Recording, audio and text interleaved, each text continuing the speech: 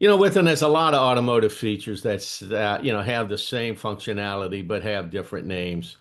Everybody remembers Posi Traction from the movie, My Cousin Vinny. And they're Right. talking about the differences between, a 63 Tempest and a 64 Skylark and, the differences with the two stripes coming from the Posi Traction vehicle on the Tempest and the one that Ralph Macchio's character is driving with the 64 Buick, only has the solid axle in the rear one. I mean, you remember Brings that, up, right? yeah, and it brings up an incredibly good point because even though, you had sure grip, you had anti-spin, you had posi traction, you had these different names for the same feature, but Mona Lisa Vito described what it did. And so what it was, of course, the famous quote, uh, see, when the left tire mark goes up on the curb and the right tire mark stays flat and even, well, the 64 Skylark had a solid rear axle. So when the left tire would go up on the curb, the right tire would tilt out and ride along its edge. But that didn't happen here. The tire mark stays flat and even. This car had an independent rear suspension.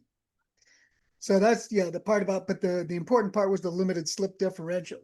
Yeah, So and I mean, your Brooklyn accent is pretty close to the yachts down here in New Orleans, man. So I got to give you kudos for that. all I Um, got to do is change y'all to use guys, and then and speed up a little bit. yeah, yeah, yeah. You got a dead rigger there.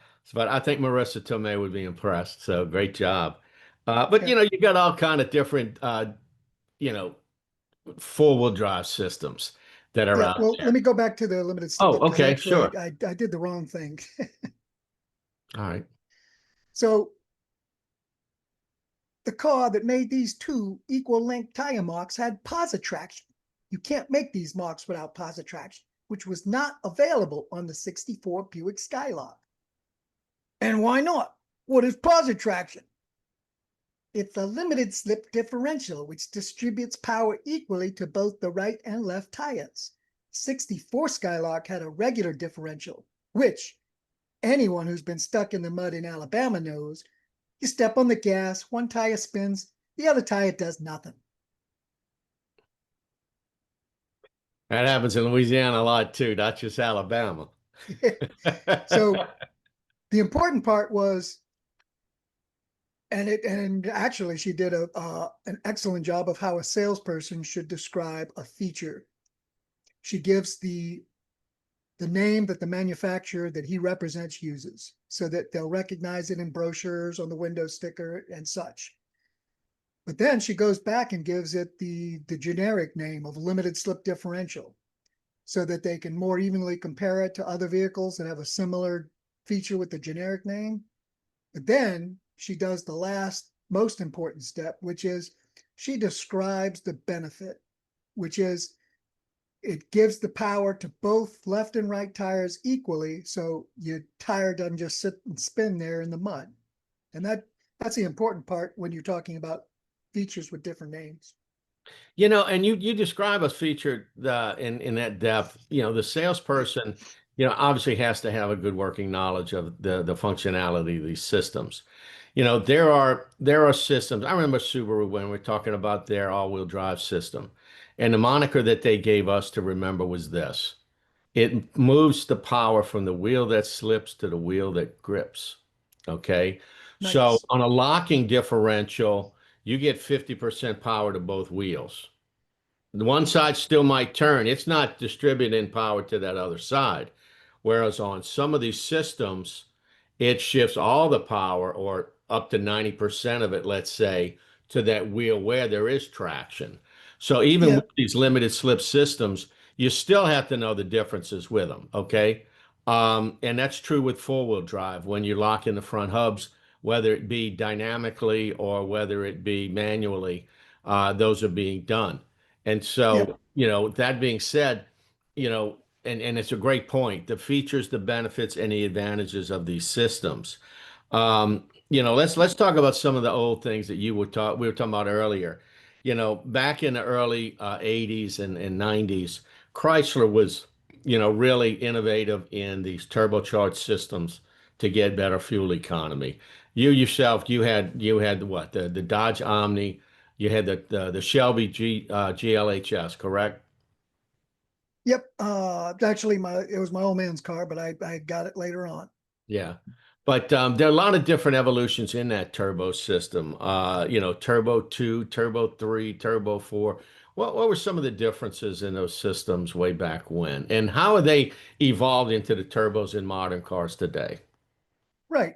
Well, the first Turbo One, which Chrysler put into an automobile first in 1984, the Dodge Daytona and the Chrysler Laser got it first, was simply a turbocharger attached to the intake manifold and the exhaust manifold that forced more air into the engine, so that a small four-cylinder engine could make 140 horsepower.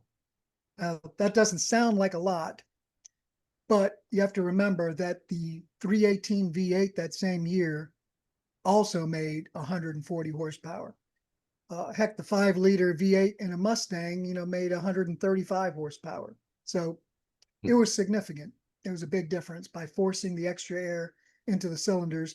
And when you weren't, stomping it, you get pretty good fuel mileage. I mean, not quite the fuel mileage of a regular aspirated four-cylinder, but well, to kind of illustrate the point, my mom would drive the Dodge Omni Turbo all week and get 23, 24 miles per gallon. Then my dad would drive it over the weekend and get 11. Yeah, you have So, to fill it up on Monday to go get your yeah, mom to exactly. work. It could be a pretty wide disparity, but it gave both. It gave high performance, and I mean, everyone remembers there was no Camaros E28s getting 22, 23 miles per gallon, no matter how nicely you drove them. Right. And that was the thing way back then. The engines, the big block engines, they had been detuned and just basically uh, they weren't very efficient, with all of that extra equipment on it. They just really sucked as far as fuel economy and performance. And so, when you look at again the performance that you guys had out of that Shelby uh, with the turbo compared to the Corvettes or Mustangs of the day, I mean, it was very impressive. And then looking at, today's turbos, and you look at, I mean, again, going back into the early 90s, we sold with Dodge. We had the Mitsubishi version and the Stealth RT 3-liter engine, turbo intercool, and you had over 300 horsepower. And it was unheard of to get 100 horsepower per liter back then. So it was Yep. a really big deal, and from a performance standpoint. Now, I mean, shoot, the last Buick LaCrosse I had, was 3.6 V6 with over 300 horsepower. So, and it was a normally aspirated engine. So it's not something that I mean today is kind of taken for granted, but back then, I mean, that was very impressive. Yep, because what they did was they added 4 valves per cylinder, which, especially in a turbocharged engine, just improves the heck out of the breathing. But at the same time, you had the Acura NSX, which was a whole world different. And that's because the Absolutely. Acura NSX, with its little, I think it was a 3.2 liter V6, had 4 valves per cylinder. Yes, it did not have a turbocharger back then. The newer ones did. But what it had was a new system, which is now pretty ubiquitous. Uh, let's see, I'm trying to remember what their name was for, since that's what we're doing is naming a Mhm. VTEC. The VTEC system, which was first introduced, well, especially to the States in the Mhm. Acura NSX, was a system that could actually vary the timing of the valve so that they can open sooner or open later.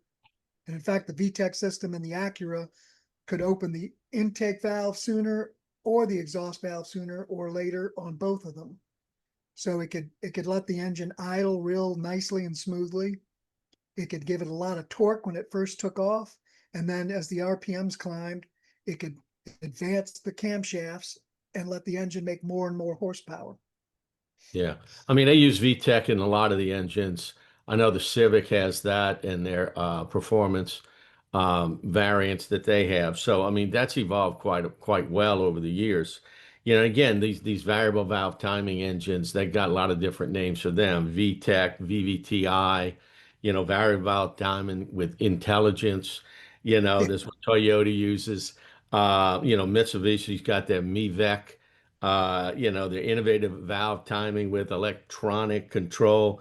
Nissan's got some of their own variant, but everybody's got, again, you know, nobody copyrights, you know, the names of these things. They've all got their little for these same systems. You know, they got a trademark, maybe a name like, again, everybody knows Posi Traction, but yeah, these are trademarks because correct, yeah, on a exactly, single name of a feature, the trademark is the most yeah. But appropriate like you way to said, protect.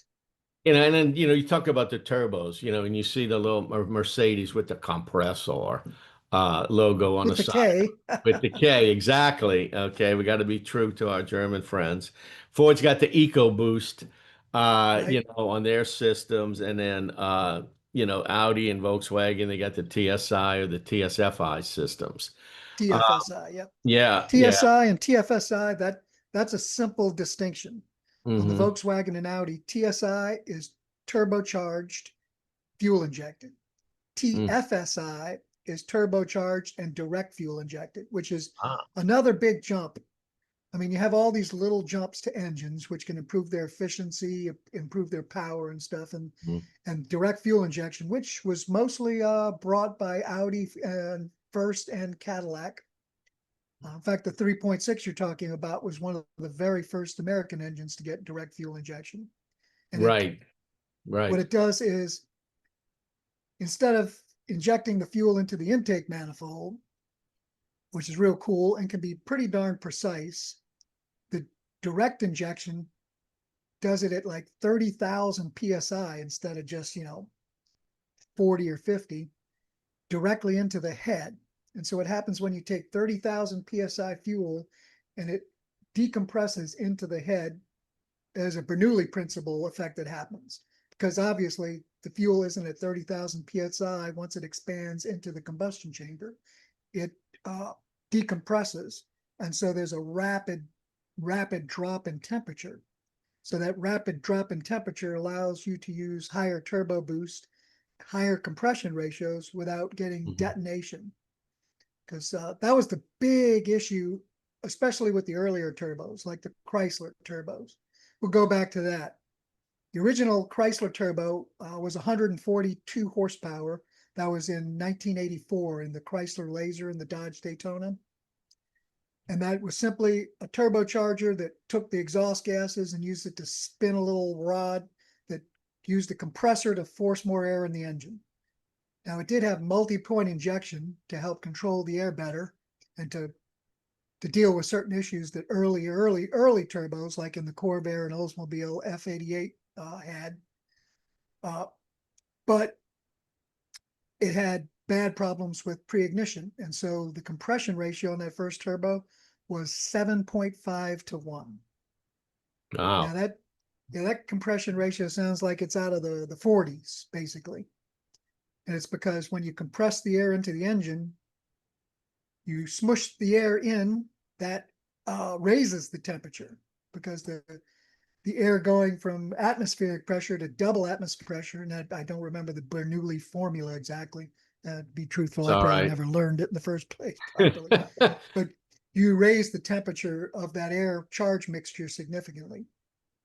So then you get the next iteration in 1986-87. Carroll Shelby first did what there was called the Turbo 2 in 86 on the Dodge Omni GLHS, which that was the car my father had. And what that did was the compressor spun up and forced the air in, but it didn't go directly into the engine. It went back up to the front of the car through a little bitty radiator that was in the GLHS was stuck on the side of the radiator, the regular radiator over to the left.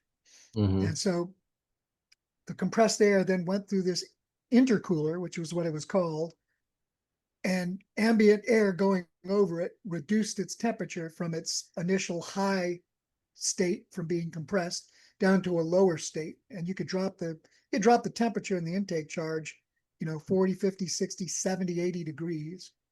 And so that allowed the use of more boost.